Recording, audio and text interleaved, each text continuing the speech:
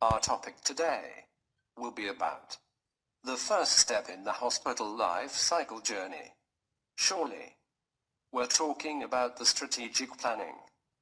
Based on the outcomes of this step, I mean the outcomes of strategic planning feasibility study, either the approval to the hospital project to move in will be granted the green light, or the project will be cancelled in the case of approval. The second step will be the master plan. In the first part, we will talk about the major reasons behind the demand to develop a hospital strategic plan. Consequently, why we need to have hospital strategic plan. In this part, we will see some facts and figures which will answer this question. In the second part, we will talk about the strategic planning process. In this part, we will start with general definition of strategic plan. After, we will talk about healthcare strategic plan and its 4 steps: understanding, analyzing, planning, and acting. Then, we will watch video about the development of strategic plan at the Huggins Hospital. The third part will discuss the relationship between hospital strategic plan and hospital annual budget. This will clarify why hospital planner should have detailed knowledge about the preparation and development of hospital annual budget. This means assets, revenue, and expenses or costs. Finally, we will have more information about the Humber River Hospital. Then, we will watch 2 videos about the Humber River Hospital, the first fully digital hospital in North America built based on the Z8000 Canadian Healthcare Facilities Standard, developed by the Canadian Standard Group, known as the CSG Group. In this part, we will talk about the major reasons behind the demand to develop hospital strategic plan. In another way, why we need to have hospital strategic plan. In this part, we will see some facts and figures which will answer this question. Hospitals are considered among the most expensive buildings. In the figure, we see the top 8 in most expensive buildings in 2016, according to the statistics of Michael Smith News and Emporis. According to these statistics, in 2016, the new Royal Adelaide Hospital was considered as the 3rd most expensive building worldwide, with 2.1 trillion Australian dollars investment. In the next slide, we will watch video about the accomplishments of new Royal Adelaide Hospital during the first 12 months of operational life, or known as the commissioning period.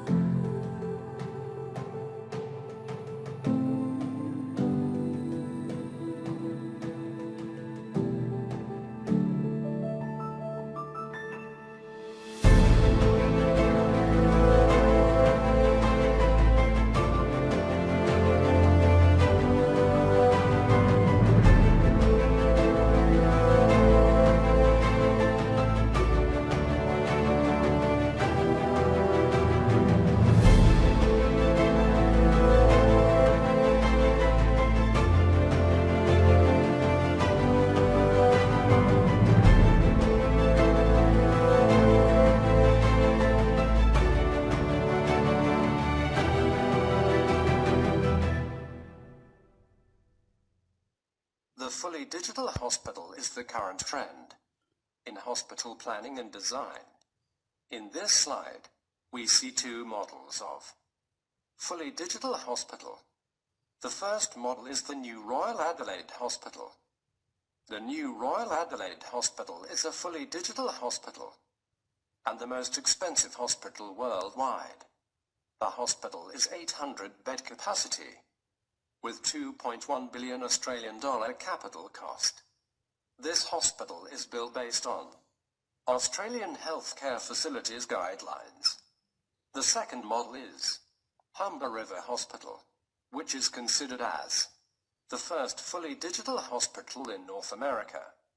The hospital capacity is 656 bed capacity, with capital cost about 1.6 billion Canadian dollar. The hospital is built based on Canadian Healthcare Facilities Standard, Z8000. Those two models can give us an idea about the investment cost of such hospitals. Failure of such investment will lead to catastrophic results on business. In business world, a private investor primarily thinks of profit prior to enter any type of business, especially when we are talking about capital cost ranging from millions to billions of dollars. The capital cost of a hospital can be separated into many parts. Consulting professional fees, land, building and its infrastructure, and the hospital equipment. In the table we see the most expensive hospital top 10 medical equipment in 2016. According to the ECRI Institute, the average cost of radiosurgical linear accelerator system was around $3.5 million. As we have mentioned before, a hospital life cycle project starts with a strategic plan and ends with either a renovation or demolition decision. In the second figure, we can see that the cost of changes increases dynamically with the advance in the hospital life cycle. The cost of changes during the strategic planning phase will be much lower than during the operational phase. In the next slide, we will watch a video about the suffering of new Royal Adelaide Hospital from 4 power outages in 2019. Consequently, this means that higher cost of changes will be the result for the most expansive hospital worldwide with 2.1 trillion Australian dollar. Despite having a strategic plan, new Royal Adelaide Hospital has suffered from many power outages, which will impact unfortunately the image of the hospital. Imagine if there was no strategic plan from the beginning, and consequently what will be the situation. The Royal Adelaide Hospital has suffered yet another serious power outage with surgeries interrupted, ambulances diverted and the hospital tonight running on backup generators. Some doctors were even forced to carry on operations under torchlight as the government scrambles to respond. Midway through a minor operation to remove a malignant growth from the side of Robert Harris's head at the Royal Adelaide Hospital this afternoon, and the lights cut out. The lights didn't come on straight away, the backup lights. Nursing staff were running around everywhere. For the next 15 minutes, power cut in and out. The longest blackout was 5 minutes. We did have a number of patients who were in the operating theatres at the time, and around approximately 2 of those patients did require to be woken up and their surgery ceased. 20 operations have been cancelled, ambulances diverted to other hospitals. The RAH remains on backup generator power. We are not clear, as I think many across the state are not clear at this point in time as to the external factors which was actually the trigger for this. It's the 4th major blackout at the RAH in the last 12 months. The government is bringing in external engineers to try to find out what's going wrong. It is time to get to the bottom of this problem. This is a persistent problem in a problem-plagued project. It's important that this is fixed. Patients like Robert have had enough. I am angry because, like I said, it's a new hospital costing us billions of dollars. The hospital remains on backup power tonight, and it will stay that way until those in charge are confident they know what has gone wrong and they can transition safely back to the main grid. So patients with surgeries upcoming here have been told to have confidence in that emergency system. Ambulance services, meanwhile, have returned to normal. In this part, we will start with a general definition of a strategic plan. After, we will mention the healthcare strategic plan and its 4 steps: understanding, analyzing, planning, and acting. Then we will watch video about the development of strategic plan at the Huggins Hospital. In 1988, Avashwick and Avashwick, incorporating the concepts of vision and mission, define strategic planning as the process for assessing a changing environment to create a vision of the future, determining how the organization fits into the anticipated environment based on its institutional mission, strengths, and weaknesses, and then setting in motion a plan of action to position the organization accordingly.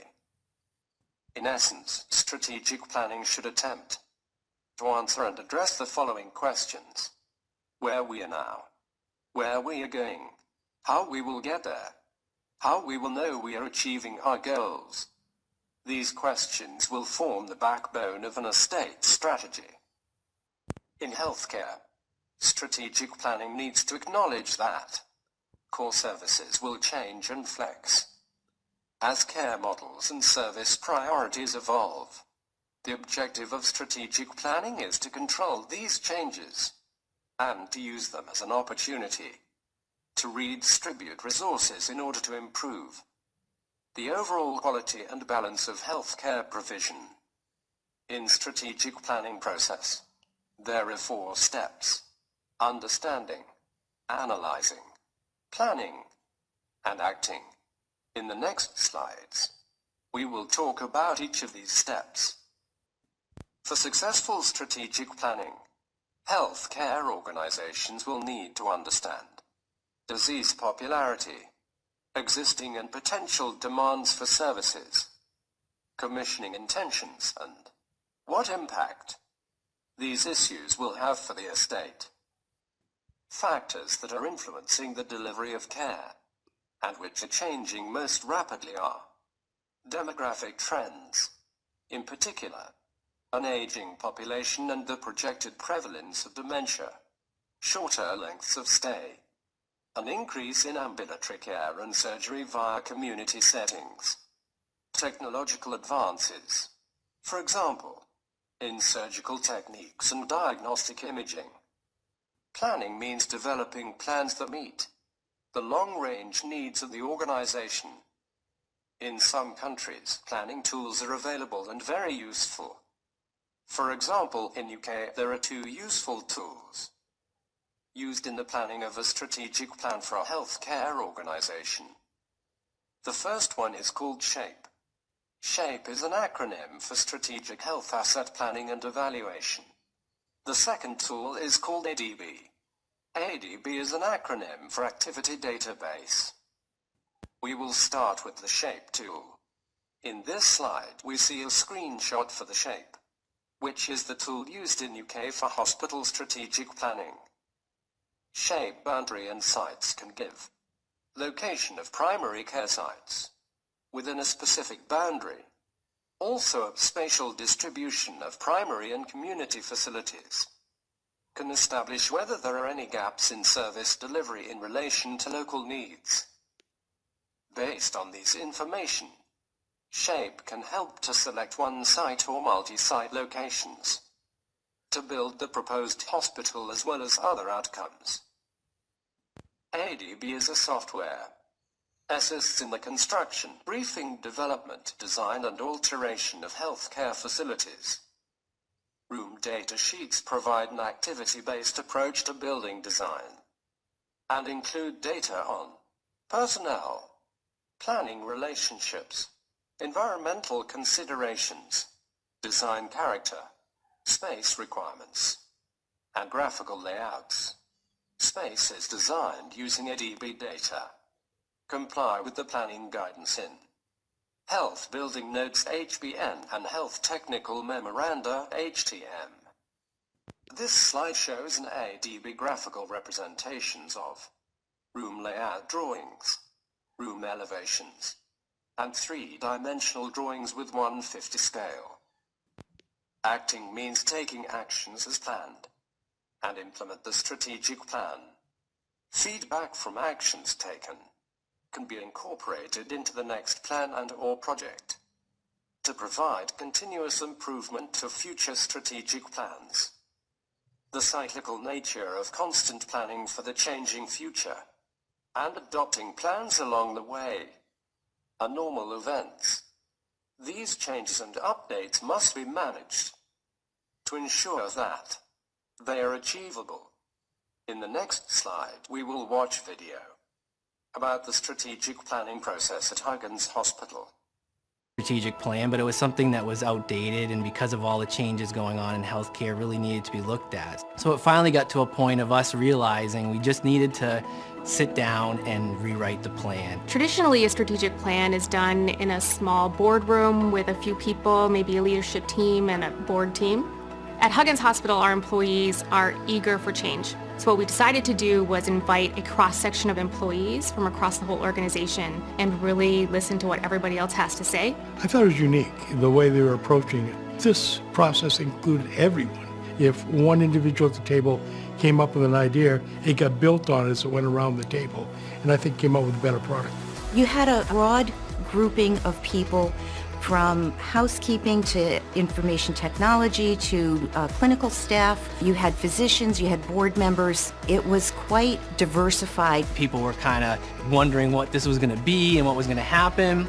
Partway through the day, you could really see that they were engaged in the process and realized how important it was, and that they got asked to be a part of this was really special. Initially, when I was first asked to be part of this strategic planning process, didn't really want to do it, but I was really glad to be there once I was there. I thought it was really beneficial, just the whole process of how everything was worked, and it was more than I expected it to be. Where I work, I'm kind of a department of one. It was just really nice to see other people in other departments that had the same thoughts, same goals. We're all headed in the same direction. We may be coming at it from different angles. Hearing everybody multidisciplinary, their thoughts and their dreams and their passions of how they want the future to look, it was very powerful. We don't work in silos. We're not just doing our job off in a corner and expecting things and hoping things are going to go well. We have ideas, we share those with each other, we are constantly moving forward. And I think that's why the strategic planning process is so exciting for everyone here. Some of the highlights: employee retention and recruitment, increasing service lines, outreach to the community. These are all very important things if we're going to stay viable as a small community hospital. The future of Huggins I see as a patient-centered medical home where the patients can come here and get all of their care that they need. I see it not just a place that they get medical things done, but when they think of improving their overall wellness. I see an organization that's going to continue to focus on its employees. I think we proved to people, if they didn't believe it beforehand, that we care about them and that we value their input. Oh, I see Huggins' future very bright. We have a lot of very talented people in this hospital, and I think that putting our collective brains together and coming up with what we need to do and how we need to get there is very important. The employees are really eager to add more services. They're eager to do the best that they can, provide that exceptional patient experience, and that's how we're going to increase our market share. Huggins Hospital is not going to be what it was 20 years ago. It has to be something amazing. It's the hospital for the Lakes Region's community. It's the gold standard. Huggins will be the community's home for health and well-being. Our mission is to empower the fulfillment of life through better health.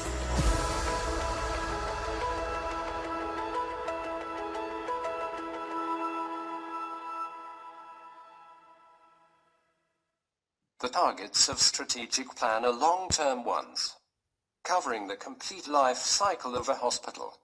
The operational life of a hospital will extend for a long period, at least 30 years. Every year, hospital annual budget will be developed and prepared. Consequently, during the expected operational life of a hospital, which is around 30 years, more than 30 hospital annual budgets should be made. Thus, health planners should have detailed knowledge about each element of hospital annual budget, assets, expenses, and revenue, in order to reach a successful hospital project. In this part, we will have more information about hospital annual budget. Investors should have a detailed knowledge about hospital project prior to take decision. One of major information about hospital project an investor needs to know is project's total cost. The total cost of hospital project can be separated into two main parts: capital cost and operational cost. The capital cost is around 25% of total hospital project cost. The capital cost covers all phases costs, starting with strategic planning and ending with hospital equipping. This cost includes the cost of land, building, hospital furniture and equipment, consulting fees, and other costs. The operational cost is around 75% of total hospital project cost. The operational cost includes all phases costs, starting with commissioning and ending with demolition. The operational cost is represented by hospital annual budget. Consequently, a hospital strategic planning team should focus primarily on the minimization of costs and increasing of revenue in hospital annual budget to achieve high profit. This needs the study and examination of each portion of cost and revenue in hospital annual budget. Hospital project budget summary of capital cost is represented in this slide. It shows the construction cost as well as other costs. As a percentage of construction cost, the other costs include professional fees, hospital furnishings and furniture, hospital equipment, administration cost, contingency, debt service on loan, and inflation. In this slide, we see the capital cost of two fully digital hospitals: New Royal Adelaide Hospital in Australia and Humber River Hospital in Canada. In traditional hospital, capital cost is around 25% of the total hospital cost, and operational cost is around 75% of the total hospital cost. In fully digital hospitals, capital cost is much higher than capital cost of a traditional hospital. This is due to the adoption of automation of human tasks in many areas. Such automation includes the following: fully automated laboratory, fully automated pharmacy, fully automated chemotherapy preparation, automated guided vehicles, pneumatic delivery tubes, as well as other areas. However, in a fully digital hospital, operational cost will be much lower than operational cost of traditional hospital. This is due to the minimization in the number of staff, and consequently a huge cut in the salaries and benefits part. Hospital annual budget can be separated into three main parts: assets, revenue, and cost, which is also known as hospital expenses. In the next slide, we will analyze the 2018 annual budget of the 135-bed hospital, the Cascade Behavioral Hospital in USA. Then we can conclude the impact of hospital annual budget in the choices taken during strategic planning process, especially the adoption of automation in certain hospital areas. The first part of the 2018 hospital annual budget of Cascade Behavioral Hospital is the assets part. The major subparts of assets are property, plant, and equipment. This part also represents the major part of the capital cost. This part should have renovation or replacement management plan every few years. For example, medical equipment should have a replacement management plan every 3 to 5 years, due to an aging process or an emerging new technology. In this slide, we see the revenue, the expenses, and the net revenue of the 2018 hospital annual budget of the Cascade Behavioral Hospital. We need precisely to understand the operating costs, which are also known as the operating expenses or expenditures, and the operating revenues. To increase profit, as hospital planner and programmer, we need to minimize operating expenses.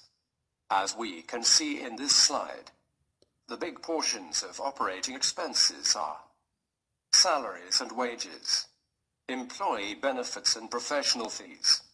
The staff expenses constitute around $42 million out of around $64 million. Operating expenses. This means that staff expenses are more than 65% of Cascade Behavioral Hospital operating expenses. The best way is the minimization of the number of hospital staff. This is the reason behind the use of robots and new technological trends in modern hospitals, such as fully automated laboratory, fully automated pharmacy, fully automated chemotherapy preparation, automated guide vehicles and others. In this part, we will start with mentioning some information and facts about Humber River Hospital in Canada. Then, we will watch 2 videos about Humber River Hospital, which is built based on Z8000 Canadian Healthcare Facilities Standard, developed by the Canadian Standard Group, known as CSG Group. After, we will talk about the automation and staff reduction in Humber River Hospital, due to the use of AGVs and a pneumatic waste and linen collection system. The TransVac system, developed by a Treo company. Humber River Hospital is the first fully digital hospital in North America, located on Toronto, Ontario, Canada. It is 656-bed hospital with 157,930 square meters area, and had taken about 14 years for the planning phase to design. The construction had taken around 3.5 years, and the hospital was opened in October 2015. The total capital cost was around 1.6 billion Canadian dollars, with 225 million Canadian dollar medical equipment capital cost. Humber River Hospital has been certified as a green building with gold LEED certificate. Finally, Humber River Hospital has been built according to the Canadian Healthcare Facilities Z8000 standard.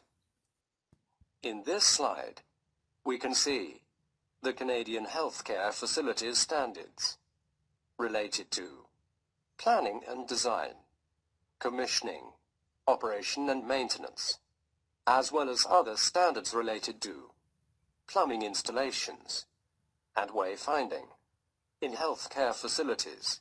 The Z8000 Healthcare Facilities Standard has been developed by the Canadian Standard Group, which is also known as CSG Group. The core of the Z8000 Healthcare Facilities Standard is the 5 guiding principles OASIS. OASIS is the acronym of Operations, Accessibility, Safety and Security, Infection Control, and Sustainability. The first edition of Canadian Healthcare Facilities Standard, Z8000, was published in 2011, and the second edition published in 2018. In the next 2 slides, we will watch 2 videos about the Humber River Hospital. The first video will be about the Humber River Hospital, the first fully digital hospital in North America, The second video will be site tour for the Humber River Hospital. This site tour will give in-depth view of the hospital generally and the technologies inside most departments specifically. And vision for the project was really to find a way to marry technology, architecture, a love for the environment, and a well-being for the patient all together in one project. For several years they looked at different ways to try and consolidate these three separate facilities to serve the need of the community, and ultimately determined that the best way to do that was to build a new greenfield site. There were three sort of tenets that the facility was designed around, being lean, green and digital. And we were challenged with coming up with solutions that met each of those goals. But a large percentage of our patients who come to Humber River for ambulatory services are either unwell, they're elderly, or they have a language barrier, because we treat people in about 70 different languages. The community that we provide service to is a community that does have a tremendous amount of medical needs and has challenges in navigating the healthcare system. Our facility allows us to do that in multiple ways. I think that the actual physical floor plan allows patients to have opportunities to feel a little bit more at ease when they come here. We've designed the hospital with a front of house and a back of house arrangement. So the back of house actually takes care of all the staff and material goods circulation through the building. It does it in a way that ensures that the patients and public do not actually see that activity. And as an outcome, that really renders the public and patient areas much calmer, safer, and freer for them to move within the facility at will. We called the south side of the building our portals of care. You simply are dropped off at the door that's designated for your portal, and you walk 30 feet across a beautiful sunlit entryway directly into your portal or the elevator that will take you to the portal on the next floor. We have lots of patients who call it the hotel now, and they love their rooms. It's a single patient room. It's got a beautiful big window in it. What we can do now is at the patient bedside we can pull up the results immediately, and I can actually show you what I'm talking about in real time, and we can have a discussion. We did win an award as North America's first fully digital hospital. That was by the Intelligent Hospital Association, and that really is around our entire digital vision. There were many areas in the hospital where we worked with the architects as technology changed. The AGVs, the automated guided vehicles within the facility, actually move the materials through the facility. They do so vertically through the elevators, and they actually pocket to locations on each of the inpatient floors and other areas in the facility, doing so that we actually ensure that all of the material gets to each location with the least amount of handling possible. It's a very technologically savvy facility. But at the end of the day, without the patient care provided by the staff and the architecture to truly support a complete environment, the technology wouldn't really complete the picture on its own. Having the space, the technology and the layout that we have in this facility has given us the versatility that we need in order to both provide patient care effectively, but also bring in different types of healthcare workers that allows them the opportunity to work the way that they need to work.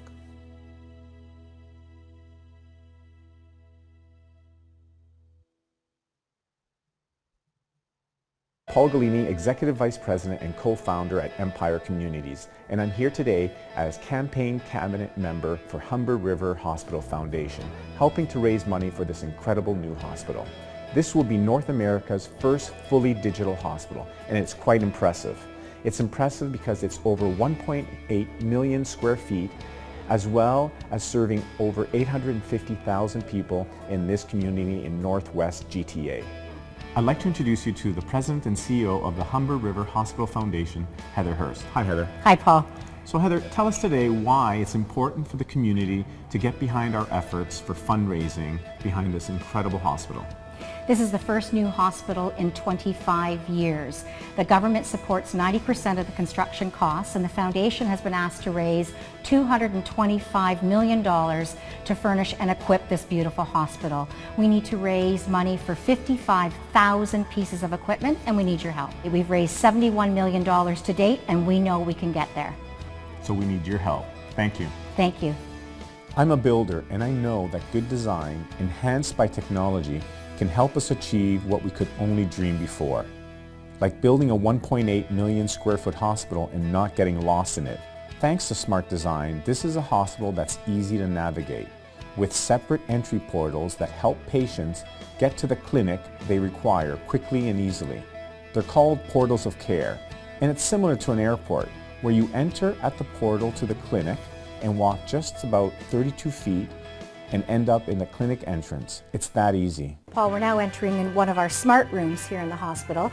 80% of our rooms are single patient rooms, and this is what they look like. There's a family care area in the back. You can see the chair there. I see that. That's great. Looks and comfortable. it is, and it pulls out to a bed. Right. So there's no more restricted visiting hours. You can actually stay overnight and get a pillow and a blanket and stay with your loved one. And then I noticed that there are no blinds on the window there. So this is a chromatic glass. It darkens when the sunlight naturally goes by the windows, but the patient can control it from the integrated bedside terminal right here. So the patient can go on and they can order their own food. They can Skype their loved one. They can bring up their own healthcare record and review it with their family and also the healthcare provider. They can go on to educational portals and read about the type of care that they're receiving. There's a 42-inch screen TV at the end of the bed, and that's an entertainment facility used for the family and also for the doctors to bring up x-rays, MRIs, and to talk to the family about what they've seen. And I assume they can still watch TV. Absolutely, and they can listen to the radio. Humber River Hospital is not only lean, but it's green, with a green roof that covers 50% of the building. It also has 100% fresh air circulation that helps prevent the spread of infection and also reduces heating and cooling costs. So Heather, this is not your run-of-the-mill CT scanner. This is state-of-the-art, world-class. Tell me about this. This is the Revolution CT. It does 512 slices in one revolution, so in between your heartbeat. That's just incredible, and I noticed that it's quieter than other CT scans. It is, and also you're only on the bed for about 1 to 2 minutes, 50% less radiation. One of the most innovative technological features of this hospital are its automated pharmacy systems. They're designed to enhance patient safety, including its new robotic packaging and dispensing systems. The Riva robot, another example of putting patient and staff safety first. This state-of-the-art Riva chemotherapy robot fully automates the process of mixing complicated and toxic chemotherapy treatments in a fully contained enclosure. Humber River Hospital calls them Automated Guided Vehicles, AGVs. They will reduce staff sneaker time by eliminating long trips, moving products across the hospital. Thank you for taking this tour of Humber River Hospital today with me. Please visit hrhfoundation.ca and give today. Thank you. In Humber River Hospital, the staff used for the transport has been reduced around 74%. Around 50% is due to the use of automated guided vehicles AGV, made by the Swiss Log Company, and around 25% has been reduced through the use of pneumatic waste and linen collection system. The TransVac system made by a Treo company. The TransVac linen and waste management system transports materials through a sealed dedicated pipe network from loading stations located on patient floors directly to a central collection operation at speeds of 60 miles per hour. Waste recycling and dirty linen are transported in separate pathways to their appropriate collection containers. In the next slide, we will watch a video about the reason behind the use of systems such as the TransVac system used in Humber River Hospital. Keeping a hospital clean has a huge impact on patient and staff safety, infection control, and a hospital's bottom line. The ongoing collection, storage, and transport of trash, recycling, and soiled linen is a huge operation. But when planning a hospital, these activities are often overlooked. As a result, hospitals end up storing, loading, pushing, pulling, and cleaning up at great expense to the hospital and great risk to its patients and staff. And still, the result is a compromised, unsanitary, odorous, and dangerous environment. Research data indicates that waste and soiled linens harbor pathogens that become airborne when agitated and moved. Mixing dirty materials with prepared food, clean supplies, doctors, and patients in hallways and on-service elevators is inevitable. And tossing these infected materials down a chute is like releasing an infection cloud inside your hospital. Airborne particulate concentration levels, most of which are biological in nature, reach well into the millions of particulates per cubic meter in soiled holding rooms at the bottom of chutes. That's not 2 or 3 times greater, but more than 1,000 times greater than normal levels. In addition to being unhealthy and unsafe for patients and staff, moving materials manually is extraordinarily inefficient and costly. Environmental service professionals do their best to keep a hospital clean, but they are challenged by the combination of limited resources and rising expectations. These professionals are always being asked to do more with a lot less. Is this really what hospitals want? There's a better way. TransVac automates the collection and transport of trash, recycling, and soiled linen through a dedicated, sealed path, delivering dirty materials from every hospital floor at speeds of up to 60 miles per hour to your loading dock in seconds without the involvement of staff and out of the view and touch of patients.